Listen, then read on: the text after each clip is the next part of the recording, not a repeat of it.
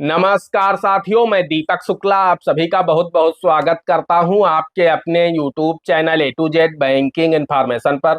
साथियों, आज के वीडियो में हम एक ऐसे टॉपिक को कवर करने वाले हैं जो सभी देशवासियों के लिए अत्यंत महत्वपूर्ण है। जी हां दोस्तों, आज के वीडियो में हम आपके ऐसे ट्रांजैक्शंस की बात करने वाले हैं जिन पर इनकम टैक्स डिपार्टमेंट की पैनी नजर रहती है और आप छोटी सी भी गलती करते हैं तो इनकम टैक्स डिपार्टमेंट आपको नोटिस थमा देता है और आपके ऊपर पेनल्टी इंपोज कर देता है। जी हां दोस्तों, आज के इस वीडियो में हम आपके उन सभी ट्रांजैक्शन की बात करने वाले हैं जिन पर इनकम टैक्स डिपार्टमेंट बिल्कुल पैनी बात जैसी नजर रखता है। तो आइए वीडियो में आगे बढ़ते हैं, आपको डिटेल से पूरी जानकारी देते हैं कि आखिर वो कौन से ट्रांजैक्शन होते हैं। जी हां दोस्तों, 10 ऐसे ट्रांजैक्शन होते हैं जिन पर इनकम टैक्स डिपार्टमेंट बिल्कुल पैनी नजर रखता है।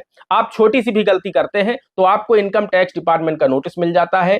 उसके बाद आपके ऊपर income tax department penalty impose कर देता है। तो आइए वीडियो में आगे बढ़ते हैं, डिटेल से पूरी जानकारी देते हैं कि आखिर वो कौन से 10 ट्रांजैक्शन है और आखिर इनकम टैक्स डिपार्टमेंट की तरफ से उनके लिए क्या न्यू लिमिट बनाई गई है ताकि उन लिमिट को आप जाने अनजाने में क्रॉस ना करें, आपको इनकम टैक्स डिपार्टमेंट का नोटिस ना मिले, आप सुरक्षित रहें, आपका पैसा सुरक्षित रहे, आपके ऊपर भविष्य में किसी तरह की कोई भी दिक्कत ना हो। क्योंकि बहुत सारे इनकम टैक्स डिपार्टमेंट के रूल्स हैं जो कि 1 जुलाई 2025 से चेंज हो चुके हैं। आखिर वो कौन से रूल्स हैं जो कि चेंज हुए हैं, क्या न्यू लिमिट आई है, वो आप सभी को पता होना बेहद ही आवश्यक है। क्योंकि आज के समय में जो यूथ है, जो नवयुवक है, वो शेयर मार्केट में बहुत ज्यादा उनका रुझान है, शेयर मार्केट से पैसे कमाना चाहते हैं, एसआईपी कर रहे हैं, म्यूचुअल फंड में निवेश कर रहे हैं, गवर्नमेंट बॉन्ड में निवेश कर रहे हैं, साथ ही साथ आईपीओ आता है किसी कंपनी का, उसमें निवेश कर देते हैं, वहां से उनको आईपीओ अलॉट होता है, नहीं अलॉट होता है, वो सब कुछ ऐड होता है।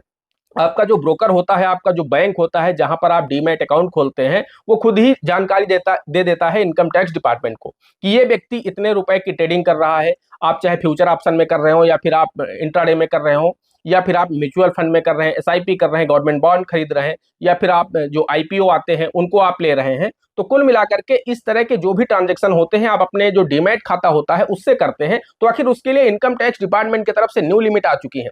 अब अगर आप गलती से भी एक फाइनेंशियल ईयर में जो लिमिट बनाई गई है इनकम टैक्स डिपार्टमेंट की तरफ से उस लिमिट को क्रॉस करते हैं तो आपको इनकम टैक्स डिपार्टमेंट का नोटिस मिल जाएगा और आपके ऊपर पेनल्टी इंपोज हो जाएंगी। तो दोस्तों, हम आपको बताना चाहते हैं आखिर इसके लिए क्या लिमिट बनाई गई है। तो दोस्तों, मान लीजिए कोई एक पर्सन है, इस पर हम 10 पॉइंट हैं दोस्तों और सभी बहुत ही महत्वपूर्ण हैं, आप सभी के जीवन से जुड़े हुए हैं। आप चाहे एक अमीर पर्सन है या गरीब पर्सन है या मिडिल क्लास के हैं, सभी से जुड़े हुए ये ट्रांजैक्शन है। ये 10 ट्रांजैक्शन ऐसे हैं जो कि हर व्यक्ति करता ही करता है, ये डेली यूज में ट्रांजैक्शन आते हैं और उनकी लिमिट आ चुकी है इनकम टैक्स डिपार्टमेंट की तरफ से। तो उन लिमिट को आप लोग जान लीजिए। दोस्तों, ये वीडियो थोड़ा लंबा जरूर हो सकता है, लेकिन हम आपको डिटेल से एक एक पॉइंट एक्सप्लेन करने वाले हैं ताकि आपके मन में किसी तरह का कोई डाउट ना रहे, आपको भविष्य में इनकम टैक्स डिपार्टमेंट का नोटिस ना मिले, आपके ऊपर कोई भी दिक्कत ना हो। तो दोस्तों, सबसे पहले तो हम यही जान लेते हैं कि शेयर मार्केट में मान लीजिए कोई पर्सन है जो कि आईपीओ आते हैं, साल में 10-15 आईपीओ में वो अपना अलॉटमेंट रखता है और वहां से उसे 10 बार उसे अलॉटमेंट मिल जाता है। तो दोस्तों, होता क्या है, मान लीजिए वो 15 में अलॉटमेंट करता है, अपना ऑर्डर प्लेस करता है और उसे 10 में अलॉटमेंट मिल जाता है, 5 में उसे अलॉटमेंट नहीं मिलता है, तो वो भी उसी में अमाउंट ऐड हो जाता है। क्योंकि जब आप अप्लाई करते हैं, कोई आईपीओ आता है, मान लीजिए वो 50,000 का आईपीओ है, आपने वहां पर अप्लाई किया, तो पैसा जो होता है आपके सेविंग अकाउंट से कट करके या डीमैट अकाउंट से कट करके होल्ड में चला जाता है। जैसे ही आपको आईपीओ जिस दिन अलॉट होता है और अगर आपको मिल जाता है तब तो आपका पैसा कट जाता है, और अगर आपको अलॉट नहीं होता है तो आपका पैसा आपको रिफंड मिल जाता है। लेकिन दोस्तों, होगा क्या कि ये सभी 15 ट्रांजेक्शन आपके जोड़े जाएंगे। अब 50-50 हजार रुपए के आपने 15 ट्रांजेक्शन किए एक साल में, तो दोस्तों आपका अमाउंट हो जाता है 7.5 लाख रुपए। अब उसके अलावा दोस्तों, मान लीजिए आप एसआईपी करते हैं, गवर्नमेंट बॉन्ड खरीदते हैं, इंट्राडे ट्रेडिंग करते हैं, फ्यूचर ऑप्शन में ट्रेडिंग करते हैं, इस तरह की अगर आप शेयर मार्केट में अपने डीमैट खाते से जो भी ट्रांजैक्शन करते हैं उसकी लिमिट इनकम टैक्स डिपार्टमेंट की तरफ से बनाई गई है 10 लाख रुपए। जी हाँ, अगर आप 10 लाख रुपए की लिमिट को क्रॉस करते हैं एक वित्त वर्ष में, एक वित्त वर्ष यानी एक फाइनेंशियल ईयर जो कि 1 अप्रैल से 31 मार्च तक का होता है, इस बीच में अगर आप अपने डीमैट अकाउंट से 10 लाख रुपए से ज्यादा की आप ट्रेडिंग करते हैं, इस तरह के ट्रांजेक्शन करते हैं, तो फिर आपको इनकम टैक्स डिपार्टमेंट का नोटिस मिल जाएगा और इनकम टैक्स डिपार्टमेंट आपसे सोर्स पूछेगा, पैसा आपके पास कहां से आ रहा, जब आप आईटीआर फाइल नहीं कर रहे हैं। अगर आप आईटीआर फाइल कर रहे हैं तो फिर आपको दिक्कत नहीं, आप खुद ही जानकारी देंगे उस अपने आईटीआर में कि आप ट्रेडिंग में कितना पैसा लगा रहे हैं, वहां से कितना बचा रहे हैं, कितना कमा रहे हैं, कितना लॉस हो रहा है, कितना प्रॉफिट हो रहा, वो सब आप आईटीआर में दिखाएंगे। लेकिन जब आप आईटीआर फाइल नहीं कर रहे हैं, आप नॉर्मल सिटीजन हैं, तो फिर आपके लिए जो लिमिट रखी गई है इनकम टैक्स डिपार्टमेंट की तरफ से वो 10 लाख रुपए है।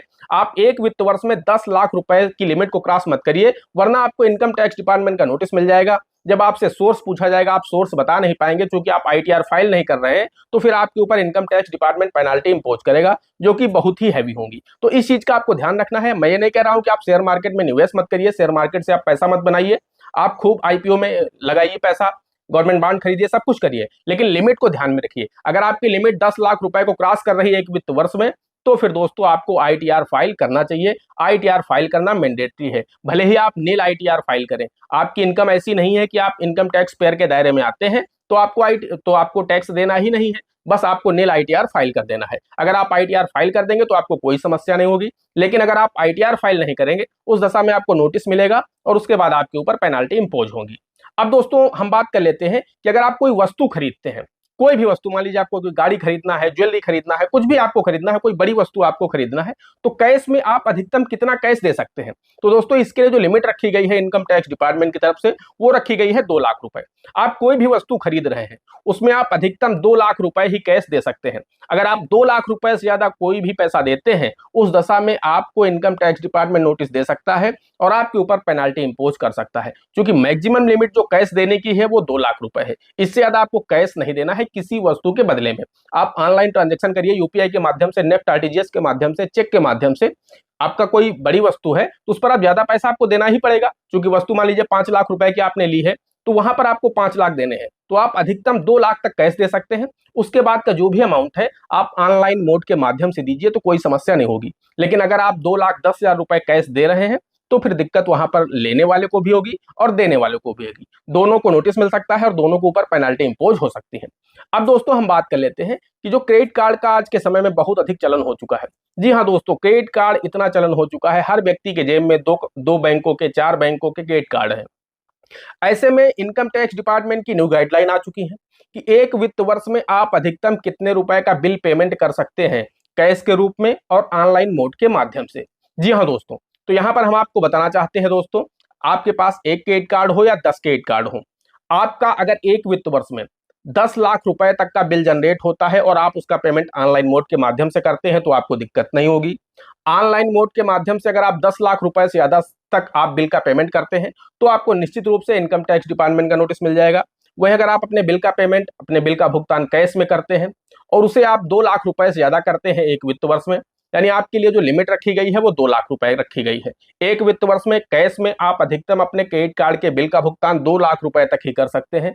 2 लाख रुपए से ज्यादा अगर आप अपने बिल का भुगतान करते हैं तो आपको नोटिस मिल जाएगा। तो ध्यान आपको यह रखना है कि कैश में आपको एक साल में 2 लाख से ज्यादा नहीं करना है, और ऑनलाइन मोड के माध्यम से कर रहे हैं तो 10 लाख रुपए से ज्यादा आपका बिल नहीं जाना चाहिए, यानी आपका बिल जनरेट नहीं होना चाहिए क्रेडिट कार्ड का। आप इतनी खरीदारी ना करें कि आपके एक वित्त वर्ष का जो लेन देन हो, जो ट्रांजेक्शन हो, वो 10 लाख रुपए को क्रॉस कर जाए। अगर 10 लाख रुपए को क्रॉस करते हैं, उस दशा में आपको नोटिस मिल जाएगा। अब दोस्तों हम बात कर लेते हैं, मान लीजिए आप विदेश घूमने जाते हैं, तो वहां पर आप अधिकतम कितना पैसा खर्च कर सकते हैं। इसके लिए इनकम टैक्स डिपार्टमेंट की न्यू गाइडलाइन आ चुकी है। उसके मुताबिक दोस्तों बताया गया है इनकम टैक्स डिपार्टमेंट की तरफ से कि कोई भी पर्सन अगर विदेश घूमने जाता है, उसके लिए उसके पैन नंबर पर उसकी जो लिमिट रखी गई है वो 2 लाख रुपए रखी गई है। आप विदेश यात्रा में जाते हैं, एक वित्त वर्ष में अधिकतम 2 लाख रुपए ही खर्च कर सकते हैं। अगर आप 2 लाख रुपए से ज्यादा विदेश घूमने में खर्च करते हैं, तो फिर आपको इनकम टैक्स डिपार्टमेंट का नोटिस मिल सकता है। और ये सभी शर्तें उन्हीं लोगों के लिए बनाई गई हैं जो लोग आईटीआर फाइल नहीं करते हैं। अगर आप आईटीआर फाइल करते हैं तो फिर आप ज्यादा पैसा भी खर्च कर सकते हैं, उसके लिए आपको कोई दिक्कत नहीं होगी। फिर चाहे वो मैंने जो पिछला आपको बताया क्रेडिट कार्ड के बिल के भुगतान में, वहां भी अगर आप आईटीआर फाइल करते हैं तो आप 2 लाख रुपए से ज्यादा कैश में भी बिल का भुगतान कर सकते हैं और 10 लाख रुपए से ज्यादा ऑनलाइन में भी बिल का भुगतान कर सकते हैं, अगर आप आईटीआर फाइल करते हैं। नहीं करते हैं तो फिर लिमिट आपके लिए मैंने जो बताया वही रहेगी। वही चीज यहाँ पर भी है कि अगर आप आईटीआर फाइल करते हैं तो 2 लाख रुपए से ज्यादा भी आप खर्च कर सकते हैं विदेश यात्रा पर, लेकिन अगर आप आईटीआर फाइल नहीं करते हैं तो फिर आपको 2 लाख रुपए से ज्यादा अपना विदेश यात्रा पर खर्च नहीं करना है, वरना आपको नोटिस मिलेगी, आपके ऊपर पेनल्टी इंपोज होगी। अब दोस्तों हम बात कर लेते हैं कि आप एक वित्त वर्ष में कितने रुपए की एफडी कर सकते हैं। एक बड़ा सवाल होता है और लोग पूछना भी चाहते हैं कि सर हम अधिकतम कितने रुपए की एफडी कर सकते हैं ताकि मुझे इनकम टैक्स डिपार्टमेंट का नोटिस ना मिले। तो दोस्तों हम आपको बताना चाहते हैं, आप किसी भी बैंक या पोस्ट ऑफिस में अधिकतम एक वित्त वर्ष में अगर कैश जमा करके एफडी कर रहे हैं तो उसकी लिमिट 10 लाख रुपए रखी गई है। 10 लाख रुपए से ज्यादा कैश जमा करके अगर आप एफडी करते हैं, उस दशा में आपको इनकम टैक्स डिपार्टमेंट का नोटिस मिल जाएगा। आपका बैंक इनकम टैक्स डिपार्टमेंट को सूचित कर देगा और इनकम टैक्स डिपार्टमेंट आपको अगले 8 सालों में कभी भी नोटिस दे सकता है।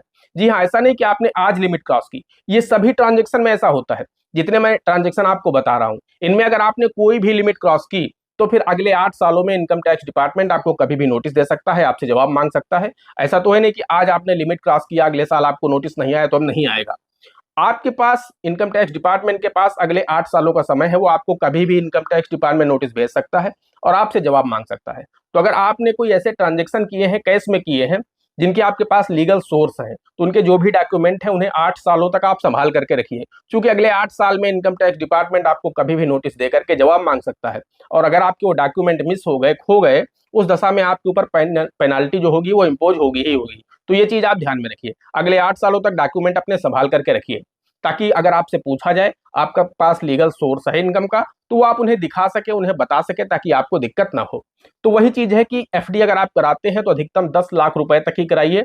आपके सेविंग अकाउंट में पैसा पहले से पड़ा है, उसकी आप एफडी ज्यादा अमाउंट की भी करा सकते हैं, अगर आप आईटीआर फाइल नहीं करते हैं। अगर आप आईटीआर फाइल करते हैं तो फिर आप ज्यादा अमाउंट की भी एफडी कैश में करा सकते हैं, कोई दिक्कत नहीं है। लेकिन आईटीआर फाइल नहीं करते हैं, कैश लेकर के आप बैंक गए हैं, वहां पर आप एफडी कराते हैं, तो उसकी लिमिट दोस्तों 10 लाख रुपए है। इससे ज्यादा अगर आप करेंगे तो फिर आपको इनकम टैक्स डिपार्टमेंट का नोटिस मिल जाएगा। अब हम बात कर लेते हैं कि सेविंग अकाउंट में आप अधिकतम कितना पैसा रख सकते हैं।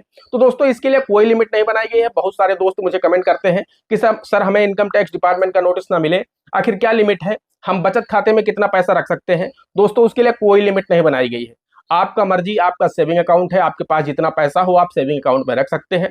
बस इसके लिए जो लिमिट बनाई गई है कि सेविंग अकाउंट में आप एक वित्त वर्ष में कैश अधिकतम 10 लाख ही जमा कर सकते हैं, अगर आप आईटीआर फाइल नहीं करते हैं।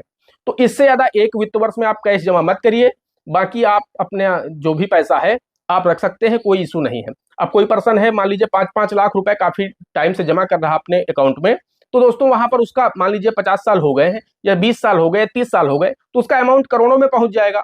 तो उससे इनकम टैक्स डिपार्टमेंट को कोई भी दिक्कत नहीं है कि आपके सेविंग अकाउंट में कितना पैसा है, इससे कोई लेना देना नहीं है। बस आपके लिए जो लिमिट रखी गई है एक वित्त वर्ष की, एक फाइनेंशियल ईयर की 10 लाख रुपए, इसे आप क्रॉस मत करिए। तो आप सेविंग अकाउंट में अधिकतम एक वित्त वर्ष में 10 लाख ही कैश जमा कर सकते हैं, और इस आपके सभी सेविंग अकाउंट को जोड़ करके लिमिट बनाई गई है। आपके पास जितने भी सेविंग अकाउंट हैं उन सभी में अधिकतम 10 लाख ही जमा कर सकते हैं। इससे ज्यादा अगर आप जमा करेंगे तो फिर आपको इनकम टैक्स डिपार्टमेंट का नोटिस मिलेगा हाई वैल्यू ट्रांजेक्शन का, और फिर आपके ऊपर पेनाल्टी इंपोज होंगी, आपसे सोर्स पूछा जाएगा। यही चीज है विड्रॉल करने के लिए, आप एक वित्त वर्ष में बैंक से कैश के रूप में अधिकतम 10 लाख रुपए ही विड्रॉल कर सकते हैं। इससे ज्यादा अगर आप कैश विड्रॉल करते हैं तो फिर आपको नोटिस मिल सकता है, अगर आप आईटीआर फाइल नहीं करते हैं। अगर आप आईटीआर फाइल करते हैं तो ज्यादा कैश भी विड्रॉल कर सकते हैं, कोई इशू नहीं होने वाला। अब दोस्तों हम बात कर लेते हैं करेंट अकाउंट में आप अधिकतम कितना कैश जमा कर सकते हैं एक वित्त वर्ष में।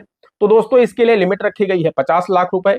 50 लाख रुपए से ज्यादा अगर आप कैश अपने करेंट अकाउंट में जमा करते हैं तो फिर आपको इनकम टैक्स डिपार्टमेंट का नोटिस मिल सकता है। तो आपको ध्यान रखना है, सेविंग अकाउंट की लिमिट 10 लाख रुपए है एक वित्त वर्ष में कैश जमा करने की, करेंट अकाउंट की लिमिट 50 लाख रुपए है। इससे ज्यादा अगर आप कैश जमा करते हैं करेंट अकाउंट या सेविंग अकाउंट में तो आपको इनकम टैक्स डिपार्टमेंट का नोटिस मिलेगा, आपसे सोर्स पूछा जाएगा। अगर आप सोर्स का सही से जवाब नहीं दे पाते हैं, रिप्लाई नहीं कर पाते हैं, तो फिर आपके ऊपर पेनाल्टी इंपोज होगी। तो दोस्तों ये थे 10 ट्रांजेक्शन जिन पर इनकम टैक्स डिपार्टमेंट की बात जैसी नजर रहती है। आप छोटी सी भी गलती करते हैं तो आपको इनकम टैक्स डिपार्टमेंट का नोटिस मिल जाता है। दोस्तों आशा करते हैं आपको वीडियो पसंद आया होगा। अगर वीडियो पसंद आया है तो वीडियो को एक लाइक कर देना, चैनल पर नए हैं, पहली बार आए हैं, इसी तरह के वीडियो आगे भी देखना चाहते हैं तो हमारे इस channel A to Z banking information को सब्सक्राइब करके साथ में बेल आइकन को जरूर प्रेस कर लीजिएगा, ताकि जैसे हम इस तरह का कोई भी दूसरा वीडियो अपलोड करें तो उसका नोटिफिकेशन आपको सबसे पहले मिले। दोस्तों आज के वीडियो में इतना ही, मिलते हैं अगले वीडियो में किसी अगले इंटरेस्टिंग टॉपिक के साथ। तब तक के लिए जय हिंद, जय भारत।